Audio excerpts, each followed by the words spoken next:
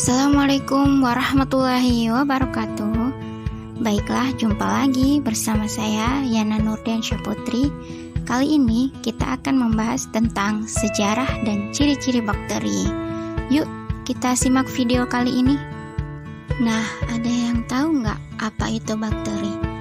Dan siapa sih yang menemukan bakteri itu? Dan bagaimana ciri-ciri bakteri itu? Yuk kita cari tahu. Nah, pengertian eubakteri atau bakteria adalah organisme uniseluler atau bersel satu yang tidak memiliki membran inti sel atau disebut juga dengan prokariotik yang umumnya tidak berklorofil pada dinding selnya. Nah, istilah eubakteria berasal dari bahasa Yunani, yaitu dari kata eu yang berarti sejati. Nah, eubakteria meliputi sebagian besar organisme prokariotik yang hidup dimanapun atau disebut juga kosmolit. Eubakteria disebut juga dengan bakteria atau bakteri. Istilah bakteri berasal dari bakterion yang artinya batang kecil. Bakteri pertama kali ditemukan pada tahun 1674 oleh seorang ilmuwan Belanda yaitu Anthony van Leeuwenhoek yang juga seorang penemu mikroskop. Nah, istilah bakteri sendiri diperkenalkan oleh Ehrenberg pada tahun 1828. Nah, sekarang ilmu yang mempelajari bakteri disebut dengan bakteriolog.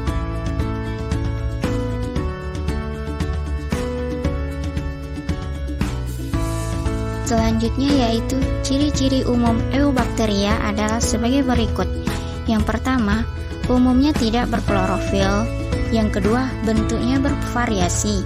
Yang ketiga, tidak memiliki membran inti atau prokariotik.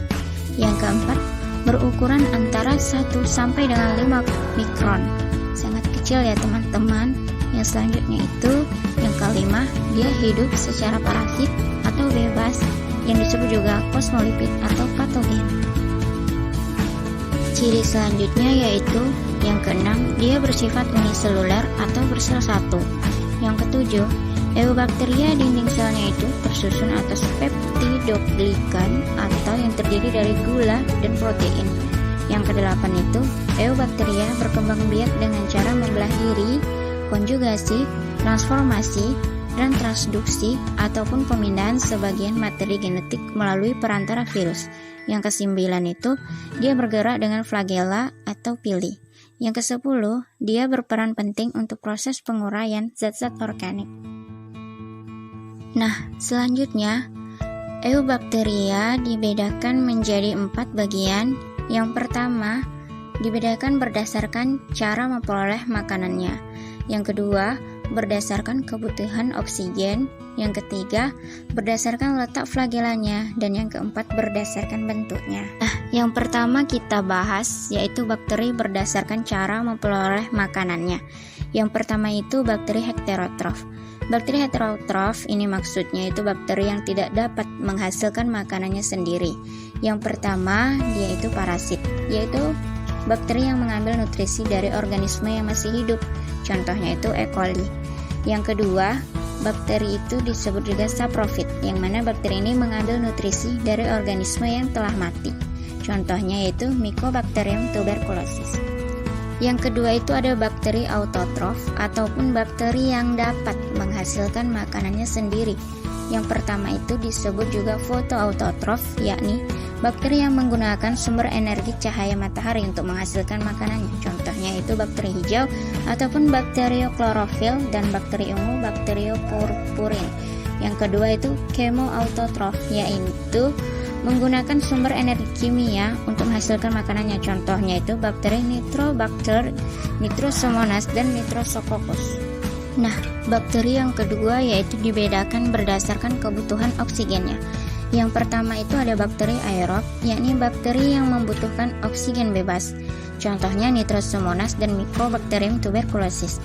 Yang kedua itu ada bakteri anaerob, yakni bakteri yang tidak membutuhkan oksigen bebas. Contohnya itu Clostridium tetani dan bakteri denitrifikasi ataupun bakteri penguraian. Ciri yang ketiga yaitu bakteri dibedakan berdasarkan letak flagellanya ataupun alat geraknya.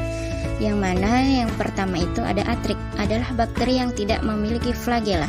Yang kedua, Monotrik adalah bakteri yang memiliki satu flagela dan melekat pada salah satu ujung sel.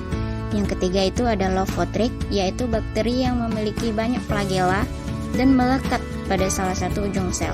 Yang keempat ada Amphitric, yaitu bakteri yang memiliki satu flagela dan masing-masing melekat pada kedua ujung sel. Yang kelima itu ada Peritric, yaitu bakteri yang memiliki flagela yang tersebar pada seluruh permukaan sel. Nah, bakteri yang keempat ataupun yang terakhir dibedakan berdasarkan bentuknya. Yang pertama yaitu ada basil. Nah, basil ini pengertiannya yaitu berbentuk batang, yang mana dibedakan menjadi monobasil, diplobasil, dan streptobasil. Nah, monobasil sendiri itu disebut batang tunggal, contohnya bakteri E. coli dan Lactobacillus casei. Yang kedua itu ada diplobasil ataupun batang yang berkelompok dua-dua, contohnya itu Salmonella typhosa. Streptobasil ataupun rantai batang, contohnya Acetobacter dan Bacillus anthracis.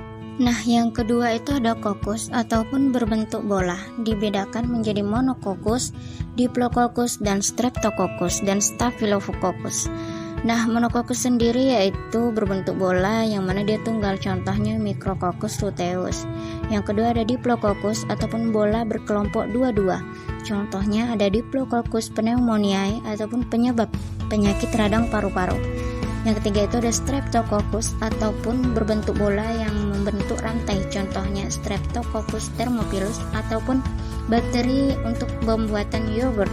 Yang terakhir itu ada Staphylococcus ataupun bakteri berbentuk bola yang menggerombol dan berbentuk seperti anggur, contohnya itu Staphylococcus aureus.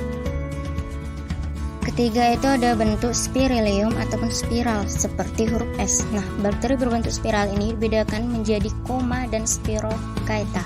Contohnya Vibrio cholerae ataupun penyebab penyakit kolera. Yang kedua itu ada Spirochaetae atau spiral dan berekor, misalnya Spirochaeta pallida ataupun Treponema pallidum. Nah, penyebab penyakit singa ataupun sifilis. Pada pertemuan kali ini yaitu bakteri memiliki pengertian makhluk hidup uniseluler yang tidak memiliki membran inti ataupun prokariotik.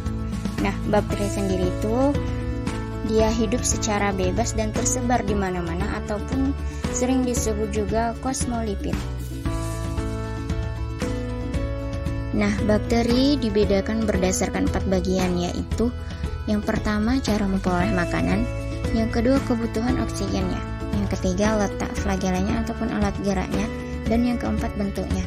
Nah, di antara keempat klasifikasian bakteri ini, semoga teman-teman mampu memahami bakteri berdasarkan ciri-cirinya dan keempat kriteria yang telah kita bahas tadi.